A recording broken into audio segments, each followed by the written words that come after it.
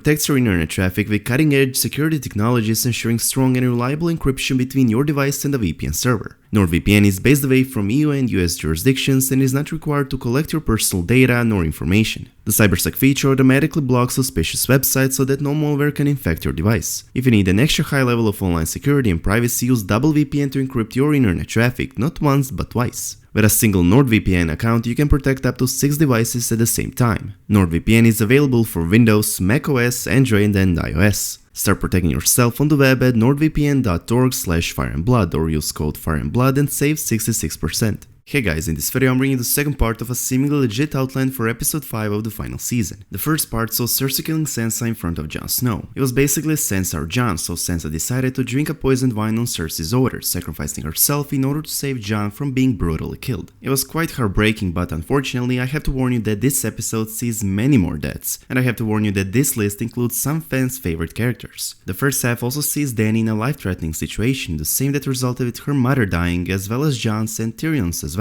It's going to be interesting to see how Dany's pregnancy and childbirth situation will wrap up. Will Dany die along with a child? Will one of them die and the other survive? Or perhaps both survive? We'll find out in this second part of the episode. In the first part, we also witnessed a huge meeting at the Dragonpit in which Arya announced that she is going to try and save Jon from the dungeons of the Red Keep, using the secret passage that she found out way back in the first season while chasing a cat. Before I start, let me warn you once again that this leaked outline does seem to be legit, so if you don't want anything to be potentially spoiled, it's time for you to close this video. In case you haven't seen part 1 of this episode, I highly suggest you to do so and then come back to watch this video. We're still at a huge meeting at the Dragonpit. It states that Brienne enters the tent. She says that she can't find Sansa. No one has seen or heard of her since the morning. Arya asks Bran if he can see where their sister is. Bran pauses with a sadness on his face. Bran reveals to Arya and everyone else that he saw Cersei killing their sister. Arya doesn't want to accept this. She says it can't be. Your visions are not true. Gendry hugs Arya and tries to calm her down, but Arya pushes him off. Everyone grows furious, especially the Hound. Bran continues by saying Cersei now plans to have all of us, the living and the dead, fight inside the streets of King's Landing. That's why she let us inside.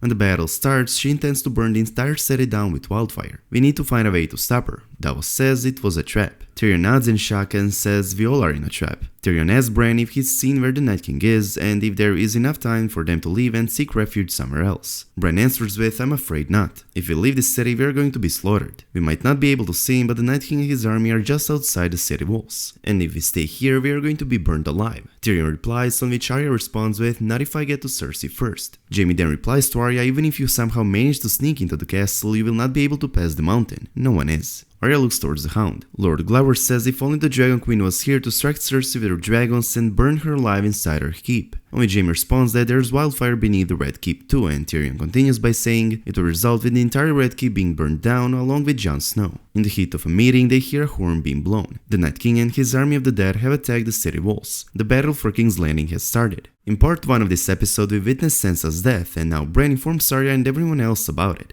Jaime saying that there are caches of wildfire beneath the Red Keep too, and therefore Daenerys and her dragons would not be useful against Cersei has been confirmed back in the 3rd season. This part of the outline also hints that Arya and the Hound will likely use the secret passage into the Red Keep's dungeons to free Jon Snow and then proceed up the stairs to kill Cersei, making the Clegane Bowl very likely to happen as well. In a heat of a meeting, the dead attack King's Landing. It says that the Unsullied, the Golden Company, the Lannisters, the Ironborn, the Tully Frey army with a small amount of the Northerners and the Dothraki give a good fight. The army of the dead is not able to breach the city gates nor the city walls. Arya accompanied with Ghost, Gendry, Senor Clegane, and Brienne rushes to the gates. Theon, Yara, Edmure Tully, Harry Strickland, Davos, and Tyrion join the Golden Company, the Ironborn, the Dothraki, and the Tully Frey armies on the walls and take the command. Jaime and Bronn lead the Lannisters, Grey Worm leads the Unsullied, Lord Glower and Lord Mannerly lead the Northerners to the city gates. It's only a matter of time until the gates are breached. Qyburn informs Cersei that the battle for King's Landing has begun. Cersei orders the wildfire under the city gates to be initiated and that way allow the Night King's army to fight the living side inside the capital. Cersei tells Qyburn that soon they will initiate the wildfire attack all over the city. The city gate has been obliterated by wildfire along with the towers that once protected it. This kills small amount of whites, bigger amount of the Golden Company along with their leader Harry, who were on the towers. The army of the dead rushes through the fallen city gates. Arya, Ghost, Gendry, Senor Clegane, Brienne, Jaime, Bronn, Grey Worm, Lord Glower and Lord Mannerly with the Lannisters, the Unsullied and Northerners try to hold them. This part has also been confirmed by many leaked photos. As some of you may know, for the final season of Game of Thrones, the production for the very first time, instead of filming King's Landing scenes in New Browning, they decided to make a huge King's Landing set in Belfast and film most of the scenes. So why did they build city buildings to resemble the city they used for King's Landing all these years instead of filming at actual medieval old towns as they usually do?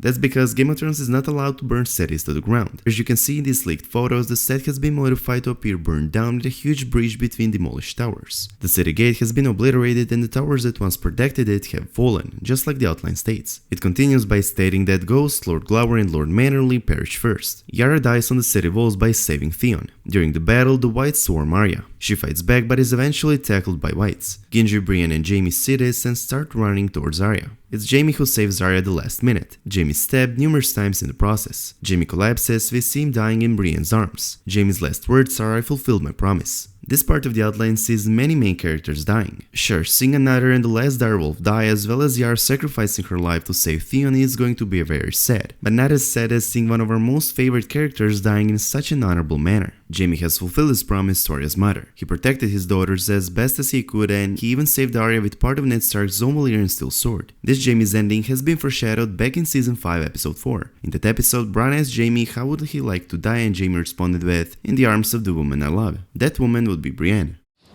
How do you want to go? In the arms of the woman I love.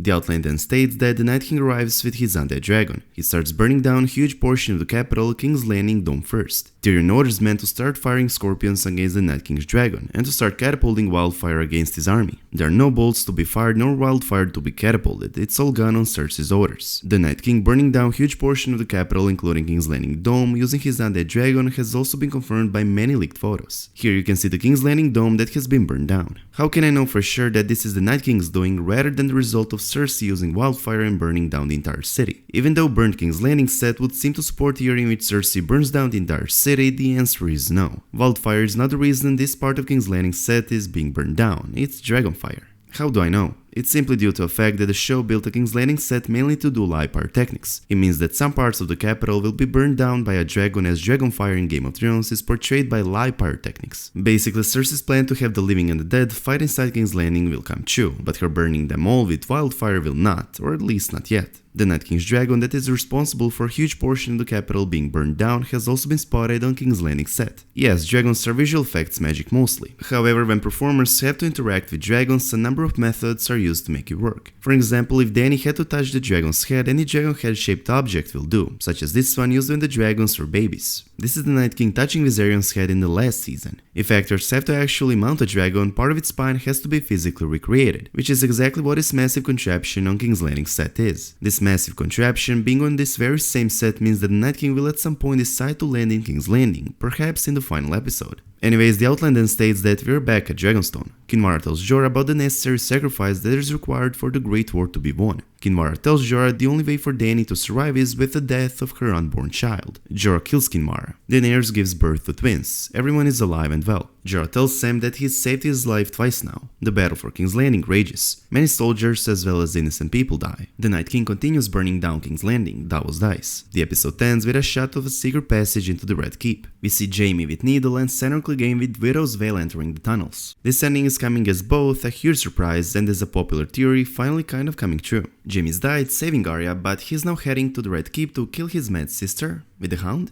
To a usual fan this would seem pretty odd, but to a hardcore fan of Game of Thrones I wouldn't say it's not odd, but it's definitely not coming as a huge shock. Let's hear it again. Jaime has died by saving Arya, and is at the end of the episode seen approaching the secret passage Arya was talking about earlier on the meeting. He's accompanied with the Hound and is wielding Needle, Arya's sword. Unfortunately, this doesn't mean that Jaime has been resurrected or anything like that. He is dead. This is Arya wearing Jaime's face and wielding her own sword, fighting her way into the Red Keep as she announced she would. Additionally, it's mentioned that the Hound wields Widow's Veil, Jaime's Valyrian steel sword, meaning that upon Jaime's death he picked up his sword and is now heading with Arya to put an end to Cersei. The popular theory of Jaime killing his sister Cersei will kind of come true. Jaime will likely kill her, but it's not real Jaime, but Arya wearing Jaime's face. This is surely not going to be like when Arya used Waller's face to kill the Frey family. It's more likely that Arya will firstly take off Jaime's face to make Cersei suffer